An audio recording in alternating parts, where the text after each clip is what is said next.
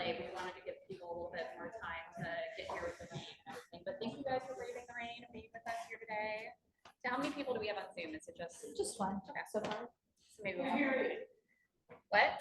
Can't hear you. Oh, all right. I will try to project. For those of us at home, we gotta move on. What? Why don't you close that door, maybe? Yeah.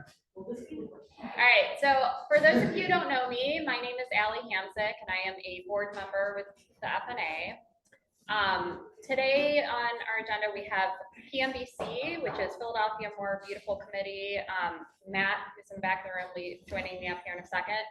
He is it's called a Clean Block Officer, right, with PMBC, and he's going to be telling us about the Block Captain Program. He'll tell us a little bit about what PMBC does to support block captains, what the role of the block captain is, and how you can get registered if you're interested.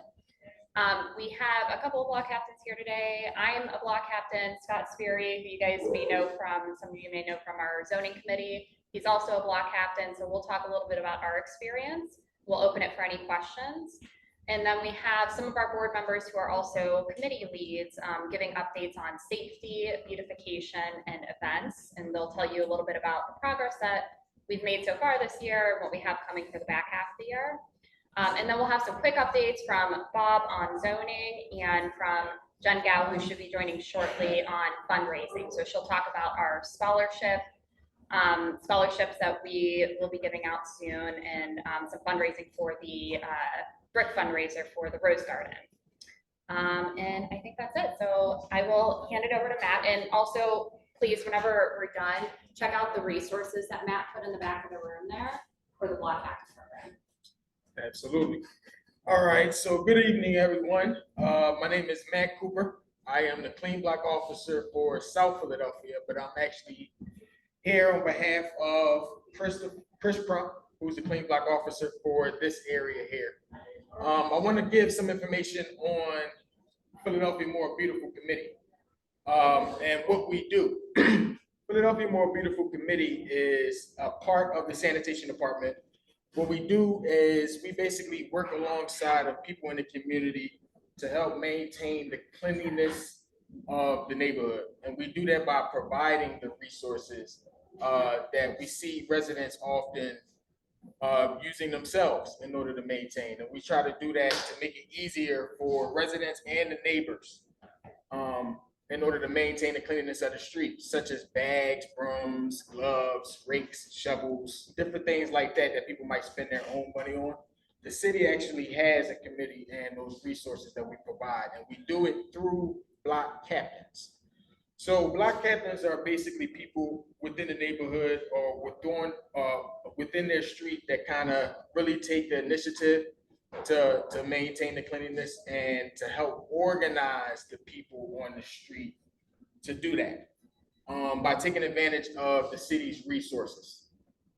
So basically what we do is we provide those resources to the block captains, which they then disseminate or lend out to the neighbors, those tools. And alongside of those tools and resources, we also provide cleanups on 3 occasions per year to our block captain registered streets, which is basically 3 Saturdays where we bring sanitation trucks directly to those streets to pick up any trash that's been collected throughout the year. So whether that be trash that's in the parking lane, I know that's very hard to get to on a lot of streets because cars are parked there all year round. So while residents may be able to come out and sweep on the sidewalk, it's kind of hard to get all of that glass and trash and whatever collects up under the cars throughout the year. So what we do is we provide the tools and resources specifically for those cleanups, along with please move your car signs for the residents to briefly move their vehicles so that we can get whatever trash has been collected up under those vehicles, and then they can obviously move right back after we get that trash. But that's a resource that's invaluable that we provide to our block captain registered streets. In addition to that, we have what we call a clean block contest that we hold every year. for our block captain registered streets. And this is afforded to streets that as clean block officers, we see certain streets that actually go above and beyond with maintaining the cleanliness on the street. But not only that, because we have that, but what we want to do with Philadelphia More Beautiful Committee is to try to get everybody engaged and not just have the responsibility be on one person who we see sweeping the sidewalk all day and they're sweeping in front of everyone else's house. And the street may be clean, but that's not what we call an organized street. In order to be organized, you got to have participation and organization from the neighbors. So what we do is, as clean block officers, we choose streets that have cleanliness and participation from the neighbors to participate in the clean block contest to win up to $1,000 to go towards anything that they want to do on that street collectively, whether they want to use the money to, paint the curb line, to paint parking lines, paint everyone's railings, or whatever project the street decides they want to do. Just simply by cleaning, which we see many streets are already taking that initiative without being a block captain registered street. They can then go ahead and take advantage of that prize that we provide to those to the first prize winner. And the second place gets $750, third place $500. But regardless of whether or not you come out on top in our contest, we provide to every street that enters that contest $150 just for participating. And they can use that to throw a barbecue or throw 3 or 4 block parties, which the block party application is on $25. So, what we do is we provide those tools and resources to try to organize and bring the residents together on the street to maintain the cleanliness through those different incentives that we provide. We also have a grant program. Right now, we have a beautification grant that is not directly through us, but it is through the department or the Office of Clean and Green, headed by Carlton Williams, right, who's the director of that office. And we have that beautification grant directly for block captain registered streets, for block captains specifically, to apply for that $500 to be used to go towards anything that beautifies the street. And that is a whole list of things. So you could go stop by your Lowe's or your Home Depot or your development store or even website and come up with a list of things that you might want to use that $500 to develop the street, whether you want to get flags and put flags in front of everyone's houses, or you want to, again, paint the railings, refresh the street, right? Or get a weed whacker and use the weed whacker throughout the year to maintain everyone's weeds. No one gets a high weeds ticket because then they can go and borrow from the block captain the weed whacker and cut their own weeds, right? Different things like that. We will provide that $500 grant to go towards that beautification effort and project on those block captain registered streets. So, and there's a number of other things that we provide, such as leaf blowers. We're going to get some more of those very soon. Leaf blowers that we actually give to the block captains is theirs to, it's the streets. It belongs to the street to maintain, and they can go and borrow from the block captain and say, hey, can I borrow the leaf blower? And that way you can get you can get those leaves and light trash blown into a pile, right? Or you can blow up under that car where the trash has been collected using the leaf blower. So we have a number of different tools that we provide to our block captain registered streets, and we want every street within the city of Philadelphia to participate and benefit from those resources. And the way to do that, the way to become a block captain is simple. You just got to get 51% of the residents on the street to sign a petition. And it's not 51% of every person, it's just 51% of the houses. So it's one person per household If you have 100 houses on the block, we only need 51 signatures. If it's 50 houses, we only need 26. So you get that petition turned into us and we register you officially as the block captain of that street. And you would work alongside with a co-block captain who would also be registered on that petition as well, that you would obviously choose when you're getting those signatures. You would choose a partner, a co-block captain to work alongside of you. In case you're out of town, you could be a second point of contact. And again, those tools and resources does not have to be maintained and held by you. You can give them to a neighbor of your choosing, because again, this is an organized effort. As the block captain, you're not the one man leader or one woman leader of the street. You're just the captain of the ship, right? And every captain is just making sure that the ship is running smoothly, but it obviously has a team of people that's working together to make sure that it's running smoothly. So that's what the block captain's role would be, is that, you know, they would disseminate the information as far as the upcoming 3 cleanups that we will provide, so that people can go ahead and get rid of those tires that's been sitting on the sidewalk, that couch, those bulk items that have been being stored on the lot, or whatever the case may be. We can go ahead and take advantage of those 3 cleanups. The block captain is simply, his job is to disseminate that information and inform the residents about that. You can do that by having an email list, text message list, etc., or whatever, however you choose to run the ship effectively or collectively on your street. And it doesn't have to just be the block captain and junior block captain, or excuse me, the co-block captain.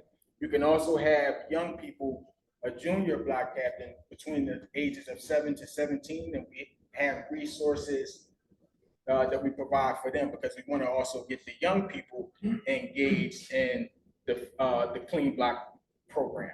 You see, and that's basically making sure that when you transition as a block captain to another role or to another street, that you actually have another generation of people that are taking up the interest of maintaining that street. So I know that was a lot. I got some resources on the back table. Do we have any questions? Yes. So we're very big on neighborhood cleanups around here. Is there a mechanism that your office has if you wanted to alert block captains in our area that the cleanups are happening? Not really. You mean like what type of cleanup? You Like mean? if you have like an email list, like, hey, if you're in Fishtown, this cleanup is happening on this day, or anything like that? That's something that you could talk to your clean block officer. I'm sure they wouldn't mind, you know, flashing that out to the block captains in the area that may want to participate in a cleanup like that. Absolutely. Yeah, the block captains also get information directly about the cleanups that are organized through PMBC. Of course, there's also the Fishtown. So there is a little bit of a disconnect between the program and then FNA, which we want to try to bridge. So in the front there's actually a QR code that if you're interested in becoming a block captain, or if you already are a block captain, you can scan that QR code and fill out a form. That would actually give us more information to be able to like stay closer connected with you from like an FNA perspective, tell you more about other cleanups and resources and support that we can provide block captains. Because of privacy concerns, PMBC cannot provide FNA or anybody information about any block captains.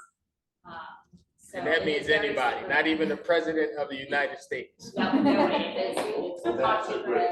So, That's right. yeah. So, But if you want to stay connected with FNA for additional support, yeah. scan that QR code, and then block captains get directly through mail or even a knock on the door from your block officer, with information.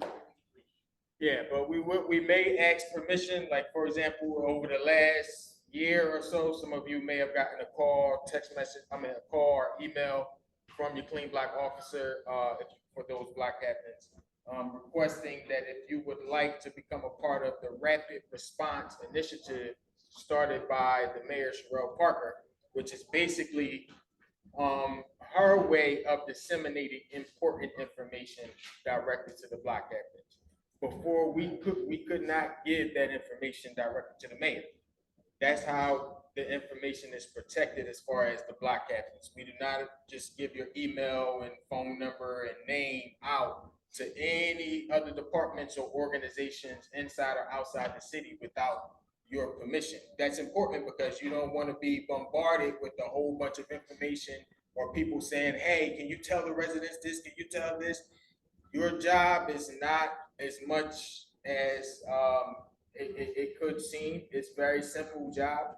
It's basically doing what you already do, and that's just taking concern for your neighborhood and just having contact with your residents and your neighbors on the street and saying, here, I have a room for you.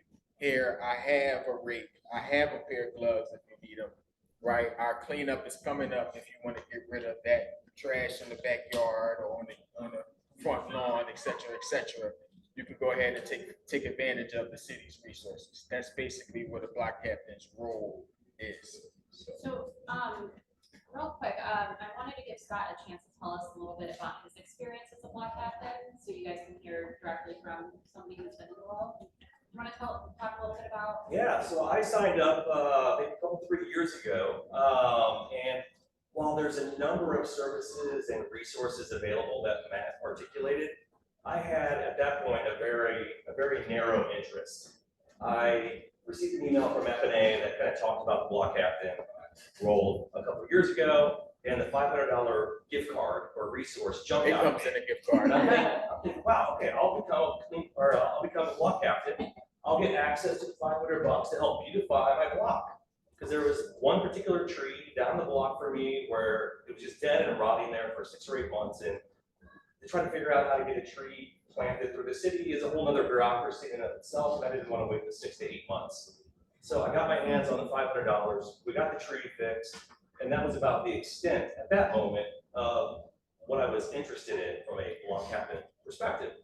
And then I realized after talking with folks who signed my petition that, you know what, maybe I have another itch I can scratch, and so now I'm the person who, at the end of every trash day on Friday, goes around and just tidies up and takes care of a little bit of the litter, and then I throw it out the next Friday.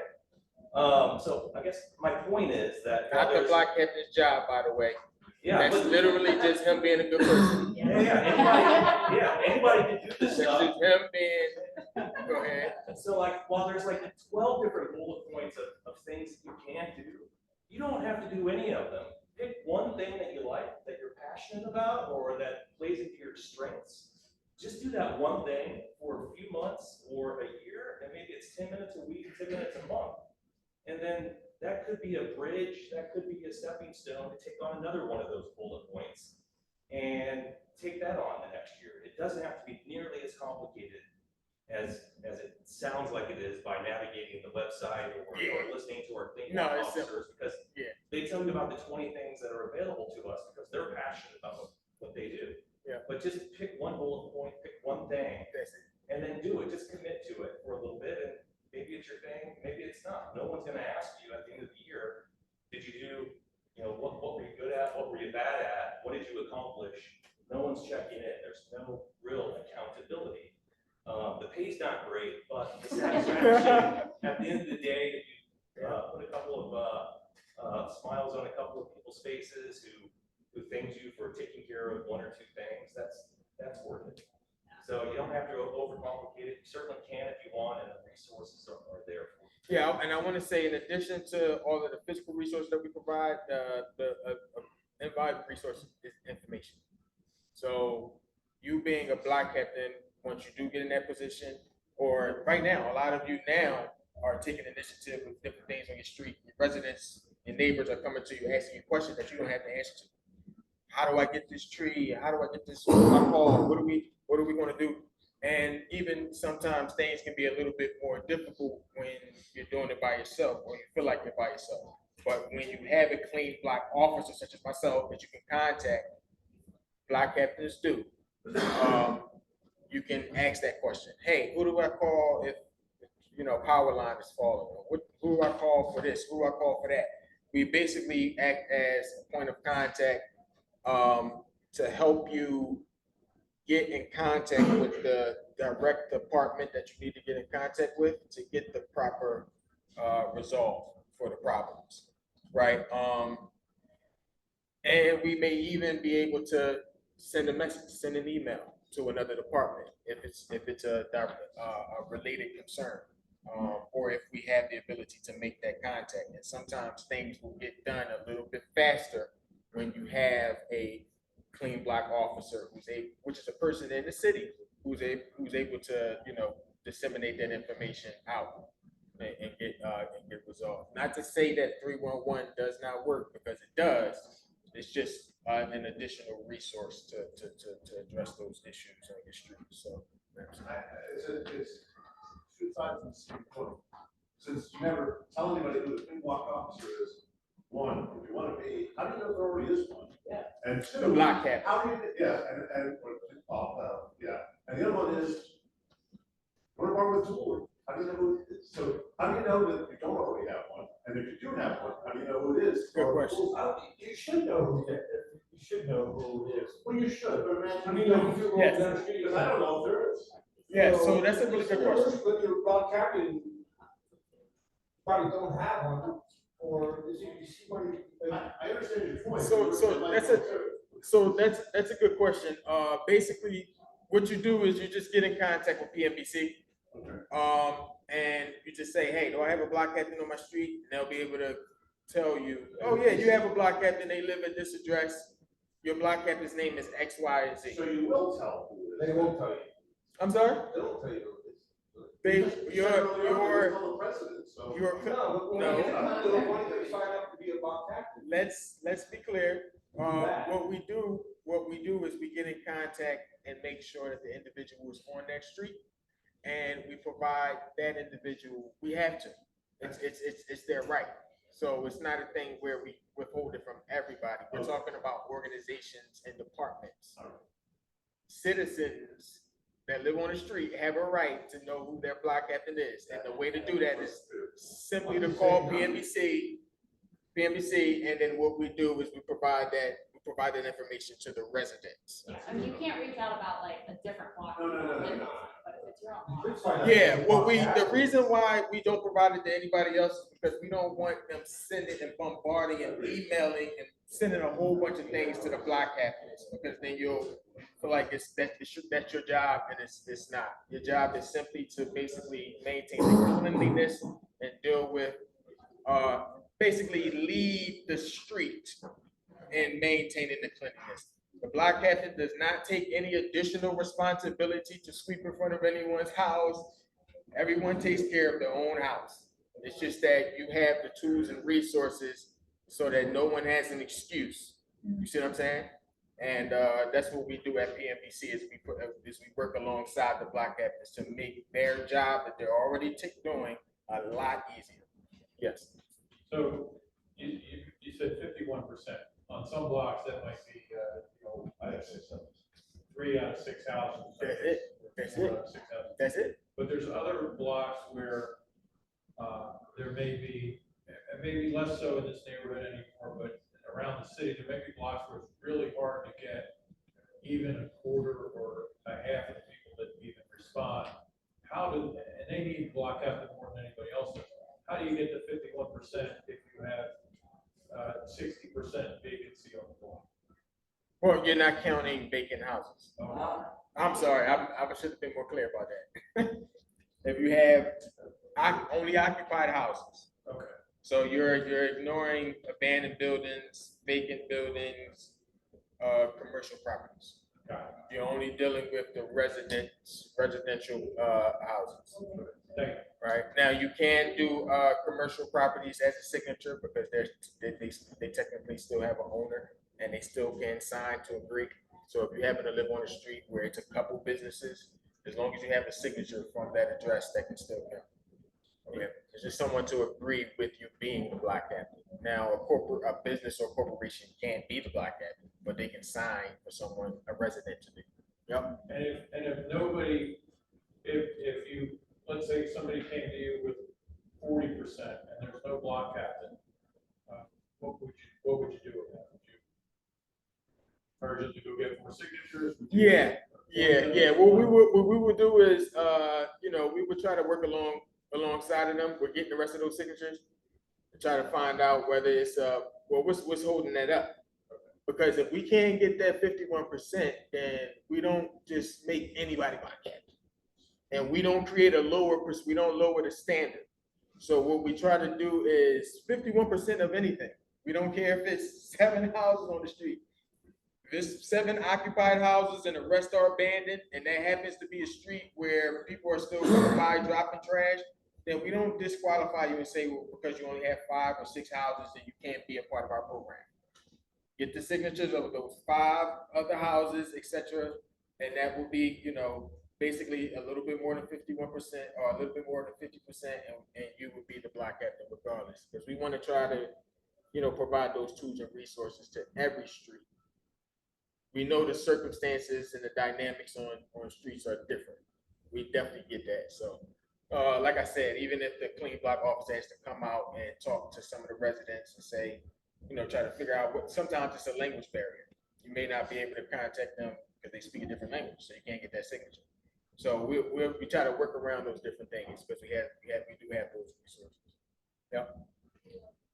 I don't want to take too much time. Yeah, no, any final questions? Super quick, if you have an apartment building or condo building, how does that play into the 51%? Like I said, just one person. Yeah, that's it. Yep, you don't need, that's just one person. To get your one friend in the ice house. Yeah, that's it. Just one person in apartments. Okay, all right, so again, I do have the petitions in the back, those yellow papers there. All you have to do is just take that back, fill the information in, get the 51% signatures, pop it in the mail, and the clean block officer, who's Chris Crump, he will be in contact with you to move forward from there. Okay, thank you. Thank you. So next, we're going to hear some updates from our committee leads. So I think, Brittany, do you want to go first with the events? Yeah.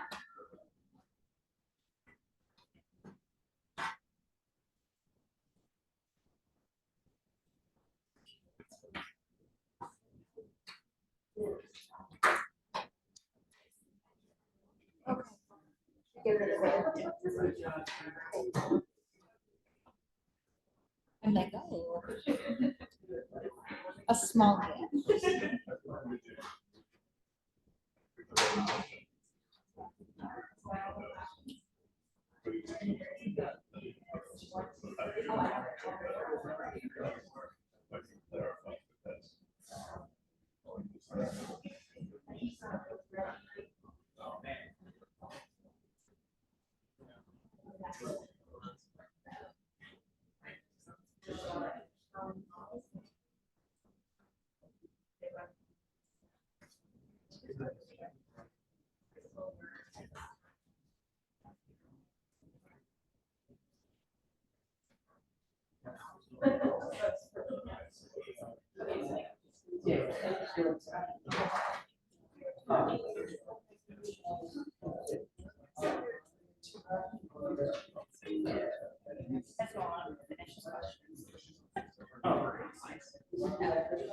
Can you guys see that? Yep. Oh, Maybe that helps. Okay. All right, guys. Brittany's gonna go ahead and get started. Hi guys, I'm Brittany. I'm the Fishtown Neighbors Association Events Chair. Somehow I was bamboozled, but I'm here. Ashley's not here for me either, so I'll tell you guys a little bit about the events that Fishtown Neighbors Association run and a little bit about what to look forward to. So our events are aimed to connect our neighbors, build relationships, create a sense of community pride. Some of our events support local businesses, and some of them raise funds to reinvest back into Fishtown. So overall, we hope to have our neighbors engaged and involved. So to show you some of our past events, just to be a few of them. First one is a sidewalk sale that was just this past Saturday. So if you saw a bunch of junk on the sidewalk, that was the Fishtown Neighbors Association sidewalk sale. We'll do another one in the fall. This is led by Shannon Wink, who's a volunteer and a neighbor. I think she's previously part of FNA, if I'm not mistaken. So this is an event that's held typically twice a year, spring and the fall. Again, neighbors are just selling their items, getting rid of stuff. I definitely should have participated, but I did not. It's $10 for neighbors to, well, we suggest and hope for a donation of $10. We also had some businesses involved this year also, which was really awesome. I don't know if you guys saw, just up and down Frankfurt, a bunch of businesses were participating as well. Also, last week on Thursday, we had our first Fishtown 55 plus meetup. So this event, basically the idea of this event was to gather Fishtown neighbors that have been here for decades. Fishtown kind of has a reputation of being the hotspot for Gen Z and millennials, but there's obviously different ages and ranges here. So we wanted to really highlight this community. Also, there's a lot of newcomers that are 55 plus that I've met personally that have moved here to be closer to grandkids and that kind of thing, who don't have their own community here. So this event was held at a local bar, actually right down the street here at Interstate Draft House. So we definitely ran up a tab there, supported a local business, and we had our neighbors come and connect and meet people for the first time. It was completely free for the community. It was awesome. It was so much fun. Oh, Yes. is that Joe? Yeah, it is. Oh, hi. Actually, most of I them met him had last it week. for years. Oh, wait.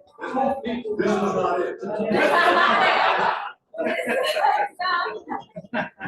This is the Or kids' dance one party. more drink, so I know. Okay. So, all right. So this is the kids dance party that's led by our vice president, Jen Gao. This is a fundraising event, which is also just a really fun event for the kids. This was held back in January, and was it April, I think, back to back. So it's a great fundraising event. I'll show you guys a little video. This is actually, thanks, Allie, I brought this from the city. We have another one on July 20th. I've heard so much feedback about this event. The kids are really enjoying it.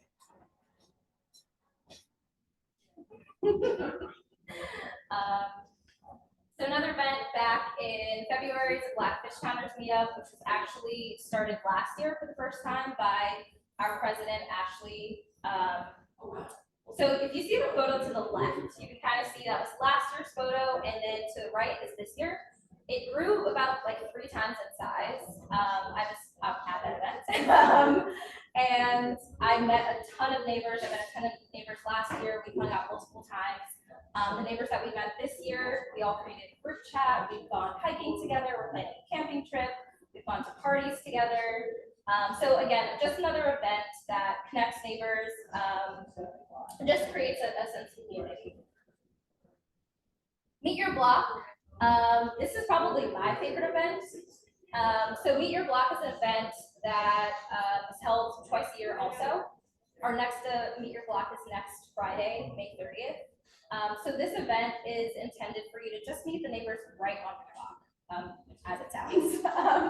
So typically one host home will set up snacks and drinks outside of their house. They encourage their neighbors to also bring snacks and drinks and sit exactly like this and just kind of hang out with your neighbors that you may walk past all the time that you don't even know their name. So definitely my favorite time. So looking ahead, again, Meet Your Block is going to be Friday, May 30th, next Friday. Juneteenth, Thursday, June 19th, we'll have Kids Story Time, which we held also last year at Lutheran Settlement House. Music in the Park will be Friday, June 20th. So that's just looking ahead within the next month. That's really it. And if you want to know about all these great events, subscribe to the Fishtown Neighbors Association newsletter. Yes. Oh, yeah. Thanks, Mark. Does anyone have any questions? Do you mind grabbing the light? I didn't hear anything said off. You mentioned also the web calendar. If you go to fishtown.org/calendar, you can see upcoming events for upcoming events, 2020 months. That works. We have to walk to the other ones. Apparently has to be turned on around. There we go. Okay. Yeah. Does anyone have any questions, feedback? How can people get involved if they want to help you plan the events for teams? It's very helpful. You can email FNA events. Do I have that on there? Events at Fishtown.org. I thought I had it on the slide. Events at fishtown.org. You can email me there, and I will definitely take any suggestions or help. Any other questions? All right, thanks, Brittany.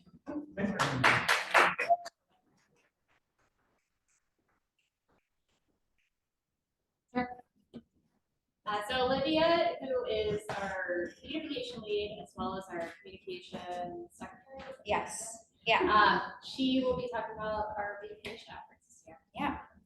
Hi, everyone. So, like Ali said, I do both beautification for FNA and I'm the comm secretary. So from the beautification side, if you've never been to one of our meetings, we lead a lot of things from the neighborhood. Our three kind of corners of the triangle are public plants and green spaces, trash recycling initiatives, very similar to a lot of the things that our block captains do on a larger scale, as well as public art and art initiatives.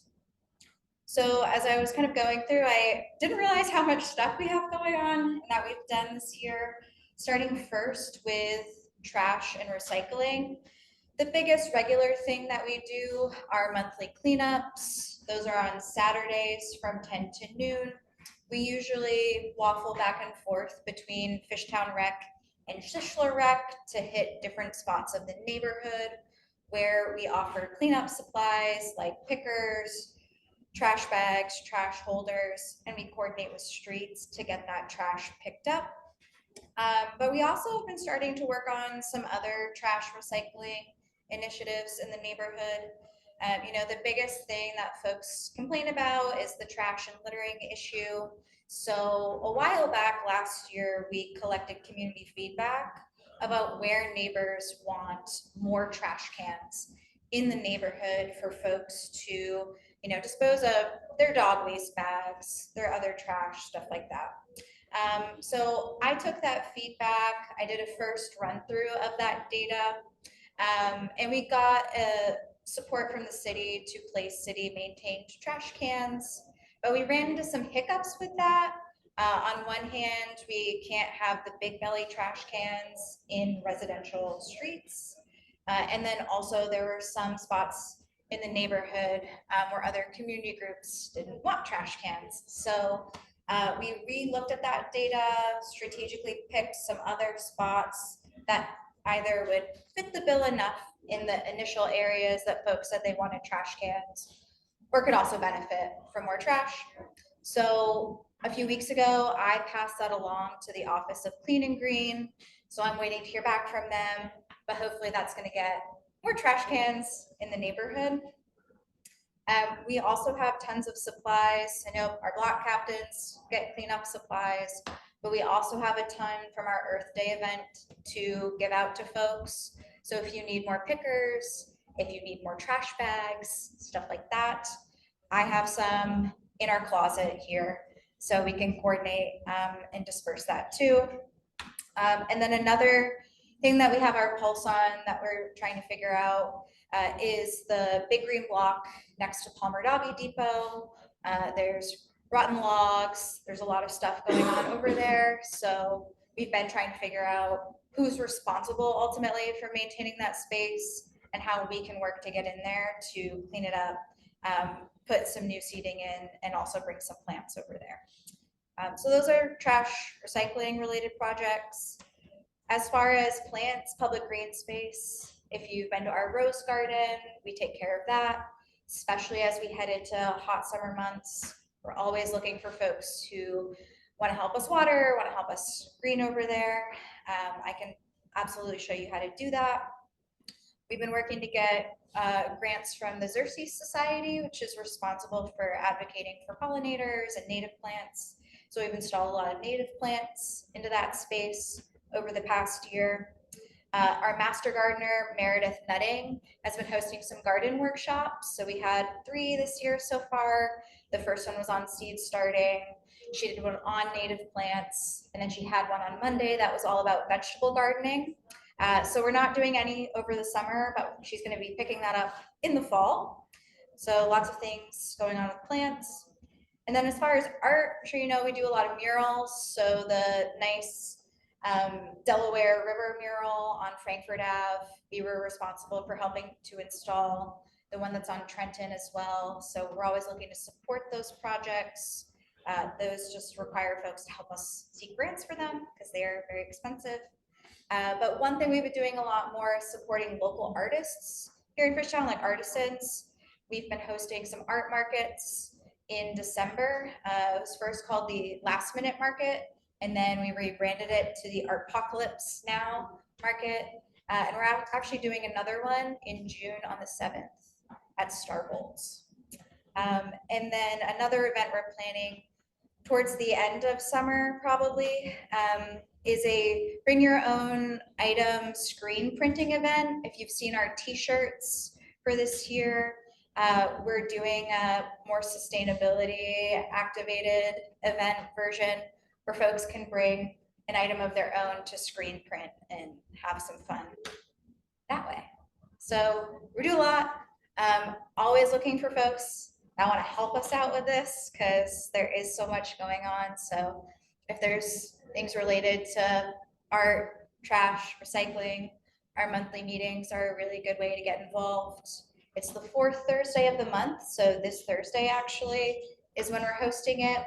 On the warmer days, we're in the Rose Garden. On colder days, we host it at Cake and Joe at 6:30.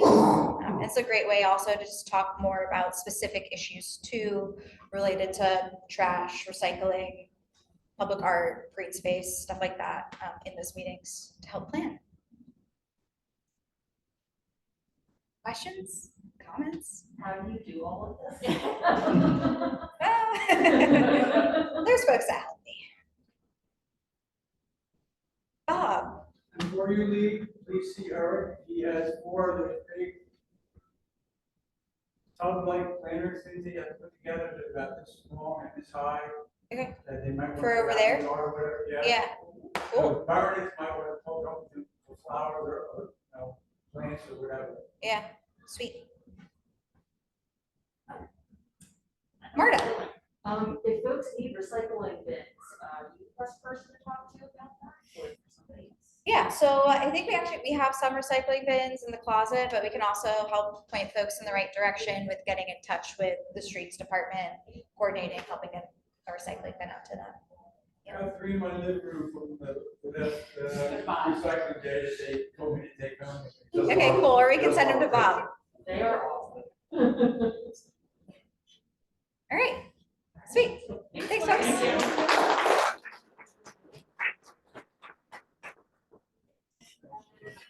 Where's John Scott? Oh, there it is. So we'll have John tell us about safety. All right. Hi, everybody. I'm John Scott. I'm the chair of the safety committee. A couple of quick updates here. We have a number of things that we're working on in the background here.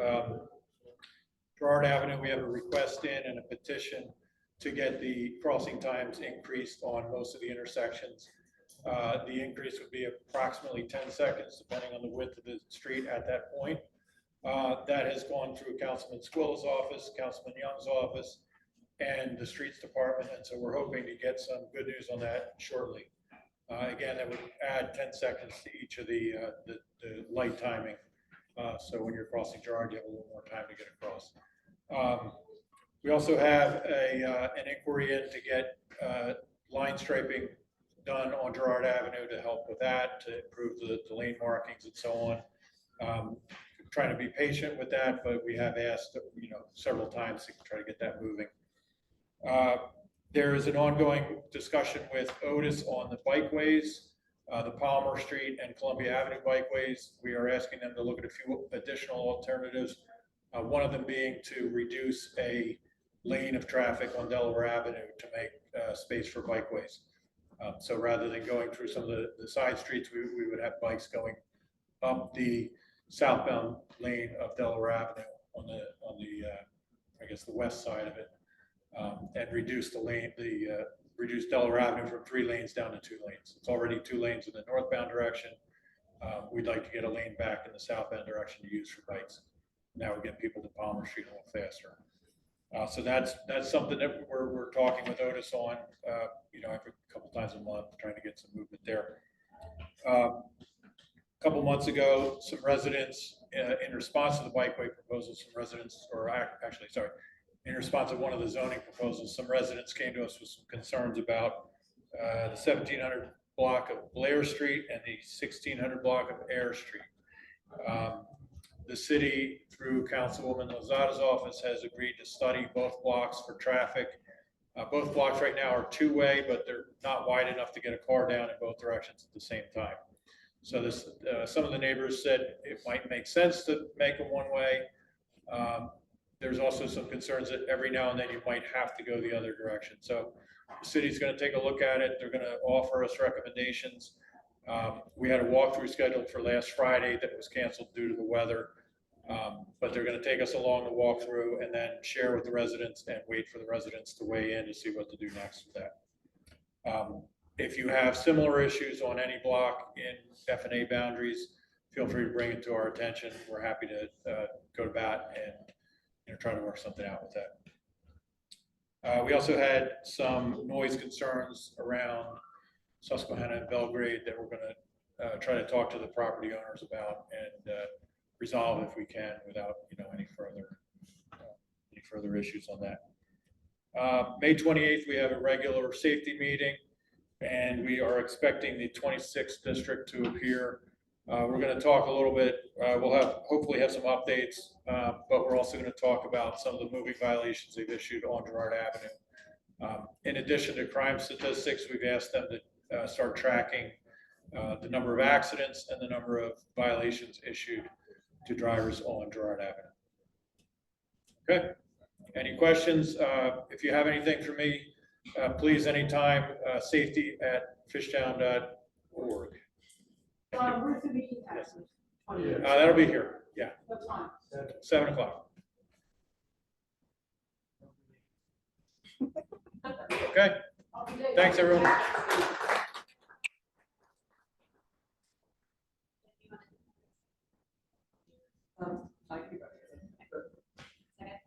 So Jen Gao, who is the vice president of FNA, is going to tell us a little bit about. Because you're behind the microphone. I think. She is going to tell us about our fundraising initiatives that we have going on this year. Yes, so between myself and John Casella, we lead a lot of fundraising initiatives. I know Brittany mentioned that we have our kids dance party. The next one is on July 20th. Tickets are on sale. We're going to start getting official information out through our comms, but I have started seeding it on some of the Fishtown Facebook pages. So if you know anybody, look out for that, and it's on the calendar. The key things that we really raise money for are obviously some of our beautification initiatives, but the biggest thing that we're currently raising money for right now is our scholarship. So the Fishtown Neighbors Association has an annual scholarship where we give 3 local students, 2 who go to Penn Treaty High School and 1 who either live in Fishtown or go to school in Fishtown. So 3 total scholarships, and help them continue their education for college. They either need to qualify, you either need to be under the income level so that you qualify for free lunch, or you need to be a first generation college attendee. So we are so happy that we're able to not only do all of the events, but support kids in the neighborhood. So if you go on to our website, it's under events, but it's an annual event fundraising. You can go to the Fishtown Neighborhood Scholarship and get information on how to donate to that as a part of the community. We also get a lot of donations through local businesses. So really appreciate the fact that our local businesses are actively engaged in supporting the kids in our neighborhood. Other key things last year, and we're planning on doing it this year again, we do a silent auction, and it's an online silent auction, so you can just go in and bid for goods. Again, a lot of things come from our local businesses, but beyond that, we if you have anything that you think is of value, like a week at your shore house, we'll take it. But the key there is to really get funds to be able to give back to the community. Another event that we have, I don't actually know the date of it, but Meet Your Neighbors. Do we have an official date for that yet? I don't know if we do. It's sometime this summer. Last year we had it at Mural City Garden, and I don't know what the price is this year, but it's a fundraiser where you come, you'll get some food, some drink, and be able to connect with your neighbors, but that will also be a way that we raise money. And then finally, we have a holiday party. Last year we changed it up. It used to be that you would buy a ticket for the holiday party, but last year we said, we just want people to come and enjoy. So anybody could come. It was drinks on the house, but then we got you with a good raffle, and we actually made just as much money. So, and it was optional. We actually had more people. So we're trying to find ways to make it more enjoyable. Another one that we have, it's kind of an event, but it's also a fundraiser, is our chili cook-off. So that will be, typically it's the first weekend in November. We took a break during COVID, so we're back now. We relaunched it last year, and we have that again. I think it'll probably be the first week of November. So if you are good at making chili, or if you like to eat chili, this is your event. So if anybody is interested in joining the efforts, we're always looking for people who want to look at grants. John sent a note from someone who had identified a cool grant that we could potentially apply for today. But so yeah, if there are people who want to help with grants, if people who want to be connected with our local businesses and start talking to them about ways that they could donate, really anything. For us, it's about getting boots on the ground. A lot of times raising money means hosting an event or facilitating, getting people prizes. So the more the merrier in this group. Did I miss anything critical? I can add the brick fundraiser. Oh, yes. So at the Rose Garden, Olivia was talking about the Rose Garden. We have a team of volunteers who help water the Rose Garden. We're looking for ways to install an underground irrigation system so that we can then use that volunteer horsepower somewhere else. There's lots and lots of stuff that they can be doing otherwise. Anyway, long story short, anybody's interested, I have a QR code on my phone. You can scan it and donate by purchasing a customized brick that will be installed in the Rose Garden. You can customize it with a message or a tribute to your loved one. That'll happen sometime this fall, but we've hit our fundraising goal, but we're not going to stop. We've still got another couple weeks and then we'll turn the faucet off. So if you haven't already, give a scan. And yes, as Jen said, fishtown.org/scholarship is a way you can donate to our scholarship program. That will be wrapping up in about a week. So you have just a few days left to do it. Thank you, everybody. And just one other, we also have a really fun design this year for like t-shirts and other apparel on our website that you can purchase. So check that out. All right, Bob, any zoning updates you want to give? I won't torture them, I'll go through real fast. Are we going to have the national community events that aren't ours at the end of the week for Memorial Day? Or you want me to just throw it in? Oh, the yeah, invite? can you do that? Yeah, I'll throw it in. the please, yeah. invite. All right, hi, everybody. If you come to our zoning meetings, they're almost always on Zoom, usually the first, maybe the second week of the month on a Tuesday night, 7 o'clock or 6:30 if we're busy. If you were here, you would see this printout that I did. Year to date, between screening it, you seeing it at a community meeting, and us going to a zoning board of adjustments hearing or a civic design review, we've had 59 meetings so far this year. So anybody tells you that zoning is slowing down in Fishtown area, tell them they should come to a meeting and find out it's not. In my other hand, and for you in the room, I have one on the table back there. This is the whole list of everything we've done this year. When we had the meeting, the results of the meeting. The good news is most of the ones we are supporting are being granted their variance. The two that we opposed, they both lost. And one of them came back a second time and lost again. So because we show up at all those hearings and because they know Fishtown is on the ball, they're listening to us and they're upholding what we want.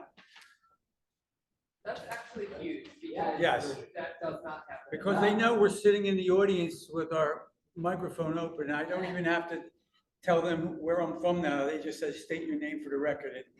And they know. They know. We've got a so community announcements real fast. It's Monday, right, Marie? Yes. Memorial Day, Monday. It's this coming Monday, 10:30 a.m. at Palmer Cemetery. You have the Elm Tree Post, number 88. We'll be having their Memorial Day service in Palmer Cemetery, right there at Palmer, where it meets Memphis, and everybody gets stuck making a left turn, and so does the bus. So that's 10:30, and then they'll have some hot dogs and refreshments afterwards. As soon as you get their free hot dog, run down to Wilde and Marlboro to the Charles Glenn Memorial. Their service is at 12 noon, and I'm going to hope that the police fight and drum corps comes again, because they've been coming every year for the last 25 years. Yeah, the police and drum corps will be there and they'll shoot off the rifles also, the 21 guns through. With blades. Yeah, they'll be aiming, That's right. right. If you heard me read, they'll be aiming it at her house, but that's okay. I won't be there. Yeah. If anybody is not a verified member, that's how you vote at our zoning meetings or get your vote to count. And it also, for our elections in November, if you're verified, your vote counts. If you're not sure how to do that, just go to bit.ly/FNA-verify. Or go to the FNA webpage, calendar, zoning committee, and everything's right there. And then you'll get a receipt from me, and I know you just can't wait to get it.